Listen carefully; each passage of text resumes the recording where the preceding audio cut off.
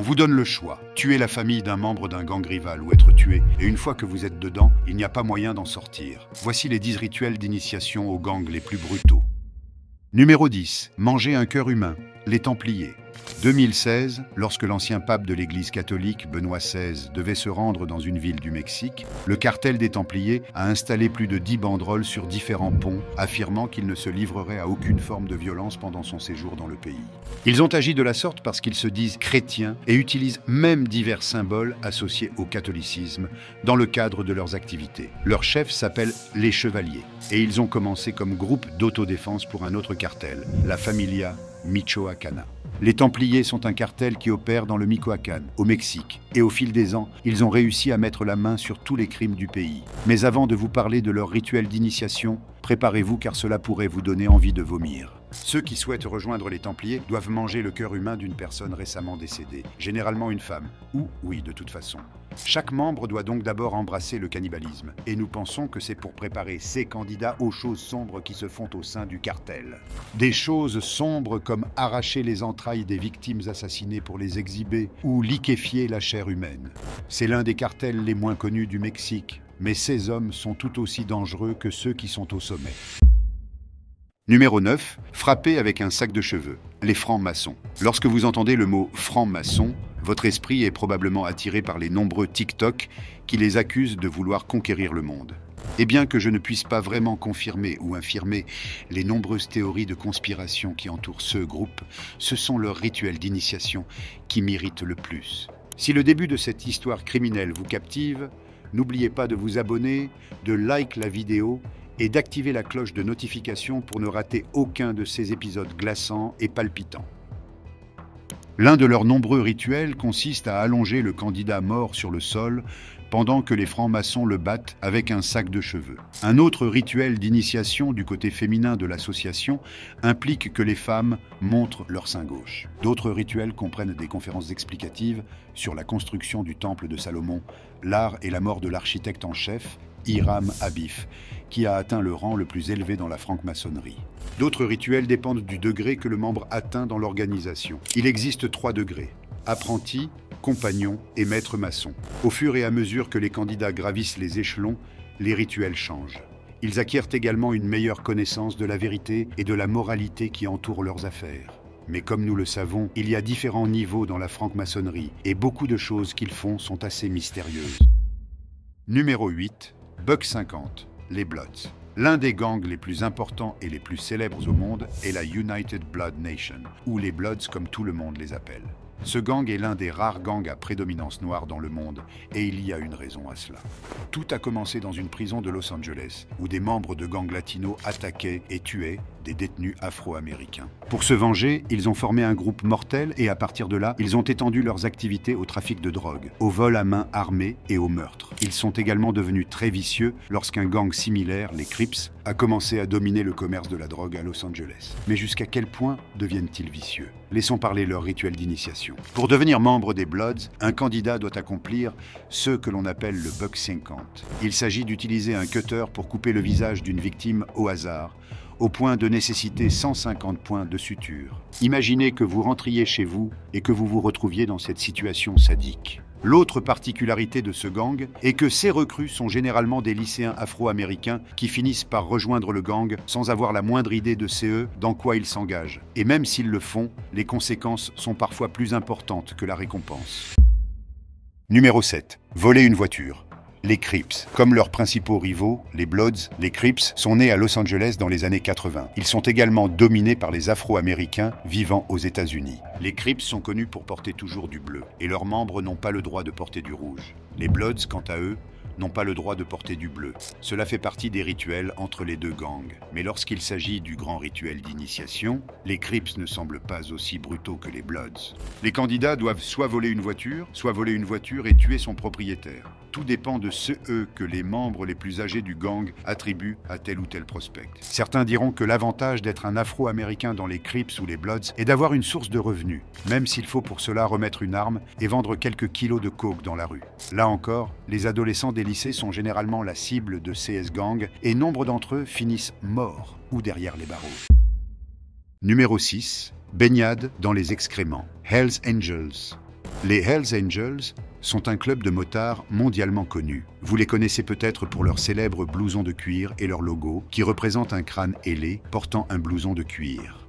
Mais malgré ce que vous pouvez penser, leur association de motards n'est qu'une couverture pour leur contribution au monde criminel. Mais d'abord, que faut-il faire pour devenir membre de ce gang? Il existe 3 histoires différentes sur ce qui se passe réellement lors de leur processus d'initiation. Mais je vais vous donner tous les détails. Les nouveaux membres sont déshabillés et reçoivent un morceau de leur veste en cuir caractéristique. Ensuite, tous les autres membres du gang qui se trouvent dans les environs doivent faire pipi et caca dans un bol. Pendant ce temps, ils sont attachés à une chaise, à un mur ou à quelque chose de solide pour s'assurer que le rituel est mené à son terme. Ensuite, le mélange irritant d'excréments est versé sur eux et leur veste, et ils ne sont pas autorisés à se laver avant la fin du rituel.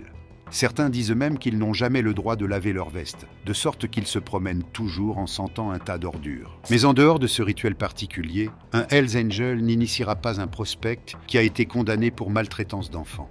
Il n'initiera pas non plus quelqu'un qui a déjà essayé d'être recruté par la police. Numéro 5, Clinical Beatdown, MS-13. Également connu sous le nom de MS-13, ce gang criminel international a été créé à Los Angeles par des immigrants salvadoriens aux États-Unis. Quelques années plus tard, d'autres gangs rivaux sont arrivés à Los Angeles et se sont affrontés, ce qui a permis au MS-13 de devenir un syndicat du crime violent. Au fil des ans, ils ont été impliqués dans toutes sortes d'activités, du trafic de drogue au volume à main armé en passant par la prostitution. Et lorsqu'il s'agit d'adhésion, les choses ne font que s'envenimer. Le rituel d'initiation au MS-13 est différent pour les hommes et les femmes. Un homme est soumis à un rituel appelé « Get Jumped In » et ensuite « Walking the Line ». Cela signifie essentiellement que le candidat est battu par 5 des membres les plus forts du MS-13 dans le quartier. C'est aussi brutal qu'un match typique de la WWE. Mais contrairement à la WWE, il n'y a pas de jeu d'acteur. Certains disent que ce passage à tabac ne dure que 13 secondes, ce que je ne peux ni confirmer ni infirmer. Mais si le candidat parvient à rester en vie après le passage à tabac, il doit alors accomplir la deuxième partie de l'initiation, qui consiste à battre ou même à assassiner une victime innocente. S'il y parvient, il devient officiellement membre. Pour les femmes, 5 des membres de gangs les plus violents de leur région doivent, disons, se relayer. Ils sont autorisés à utiliser la violence. Si elle survit, elle devient membre. Numéro 4, 18 secondes Beatdown, The 18th Street Gang. Le 18th Street Gang est un autre gang qui opère à Los Angeles, en Californie. Il est moins impliqué dans la drogue que dans d'autres crimes, tels que le volume de voitures, le volume à main armé et le meurtre. Le gang est organisé de telle sorte qu'il y a des chefs à tous les niveaux. Quant aux femmes qui en font partie, disons que ce n'est pas une histoire qui convient à YouTube. Quoi qu'il en soit, leur rituel d'initiation est très similaire à celui du gang de rue MS-13. Voici comment on devient membre. Les candidats ou initiés sont soumis à un passage à tabac de 18 secondes par les membres les plus durs et les plus forts du gang. Et oui, vous pouvez penser que 18 secondes, c'est très court. Mais rappelez-vous que pendant ce passage à tabac, les autres membres sont autorisés à utiliser des armes qui ne sont pas des objets tranchants. Ainsi, un seul coup de matraque ou de marteau suffit à mutiler un prospect à vie. Et si le prospect est encore en vie après le passage à tabac, il devient officiellement membre du gang.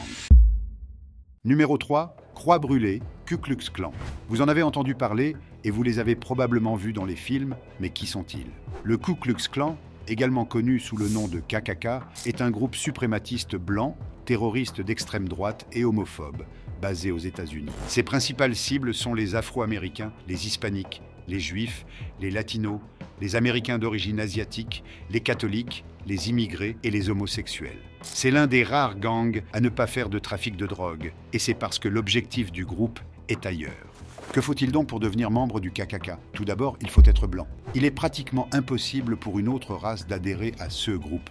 Cela reviendrait à sceller son propre destin. Mais si vous cochez la case blanche, on vous demandera de brûler une croix, ce qui est l'un des actes les plus mal vus aux États-Unis. Toutefois, la plupart des familles américaines, majoritairement blanches, qui font partie du KKK, obligent les membres de leur famille à rejoindre le groupe afin de préserver leur nom de famille. Numéro 2. La question du parapluie, les chiffres. En Afrique, nous avons l'un des gangs les plus brutaux du continent, The Number. Les origines de ces gangs remontent aux années 80, dans une prison du KwaZulu-Natal en Afrique du Sud, où les détenus se sont regroupés dans le seul but de se protéger. Mais au fil des ans, ce gang carcéral sud-africain a pris de l'ampleur. Il est aujourd'hui sans doute la plus grande organisation criminelle de toute l'Afrique. Pour comprendre leur rituel d'initiation dément, il faut comprendre la structure de l'organisation. Pour commencer, l'organisation est divisée en 3 sections, chacune identifiée par un numéro. Les 26, les 27 et les 28. Les 26 sont chargés de faire entrer et sortir de la drogue d'Afrique du Sud. Les 27 sont impliqués dans le trafic sexuel et le proxénétisme des filles dans le pays, tandis que les 28 sont les muscles de l'organisation. Ce sont eux qui sont chargés d'exécuter tous ceux que leurs chefs veulent voir morts. Le rituel d'initiation des Numbers repose sur une simple question, dont la réponse décide du sort de l'initié et de la section du gang dans laquelle il sera envoyé. La question est la suivante. What will you do if you're under the rain, holding an umbrella, and another gang member's there without an umbrella? Si l'initié donne la réponse typique de partager son parapluie, il est envoyé à la section 27 pour être victime de trafic sexuel. Mais s'il dit qu'il se tient sous la pluie avec l'autre membre, il passe à l'étape suivante, qui consiste à frapper un policier sans remords pendant que celui-ci lutte pour rester en vie. C'est à ce stade que les dirigeants de l'organisation décident de la section dans laquelle le nouveau membre sera intronisé. Numéro 1. Sang et serment, la triade chinoise. Dans la triade chinoise, les candidats sont soit initiés avec succès, soit tués sur le champ. La triade chinoise est l'une des plus anciennes organisations criminelles d'Asie, remontant au XVIIIe siècle. L'organisation a été créée à l'origine pour renverser la dynastie Qing, mais au fil des ans, elle s'est étendue au trafic de drogue, aux scandales liés aux jeux d'argent, à la prostitution et à la vente illégale de films pour adultes. Et comme on pouvait s'y attendre, ils ont quitté la Chine pour s'implanter à Taïwan, à Hong Kong et dans d'autres pays. Ils fondent leur croyance sur la mythologie chinoise, qui voit l'union du ciel, de la terre et de l'eau. Mais leur rituel implique quelque chose de plus épais que l'eau, à savoir le sang. Lorsqu'un candidat décide de devenir membre de la triade chinoise, un animal est sacrifié, qu'il s'agisse d'un porc, d'une chèvre ou d'un poulet. Le sang de cet animal est versé dans une coupe. Ensuite, le sang des autres membres de la triade et le sang du candidat sont prélevés et versés dans cette coupe. Si le prospect refuse de boire, il est tué sur place. Mais s'il le fait, il devient automatiquement membre de la confrérie, une confrérie qui existe depuis des décennies. Pendant qu'ils boivent ce mélange sanglant, on leur ordonne de psalmodier ceci. If a member of this society finds himself in difficulty, all will rush to his aid. If I, as a future member of this association, break this oath, the swords will descend and kill me. Pendant que l'initié prononce cette phrase, il passe sous une arche d'épée. Une fois qu'il a terminé, le papier contenant les serments est brûlé sur l'autel. Cela confirme l'engagement du membre envers les dieux. Les nouveaux membres sont parfois utilisés pour faire le sale boulot pour l'organisation. Mais au fur et à mesure qu'ils progressent, ils intègrent le monde des affaires du syndicat du crime, rejoignant d'autres membres dans leur système parfaitement organisé de blanchiment d'argent avec des entreprises asiatiques de plusieurs milliards de dollars. Alors diriez-vous que rejoindre la triade chinoise vaut la peine d'être récompensé? Nous fermons le dossier de cette affaire glaçante. Si cette histoire vous a captivé autant que nous, laissez-nous un j'aime. Chaque épisode est le fruit d'heures intensives de recherche, d'analyse et d'une passion indéniable pour vous plonger dans les mystères les plus profonds. Votre engagement nous est précieux. Abonnez-vous et cliquez sur la cloche pour ne manquer aucune de nos prochaines énigmes sur Crime Chronique.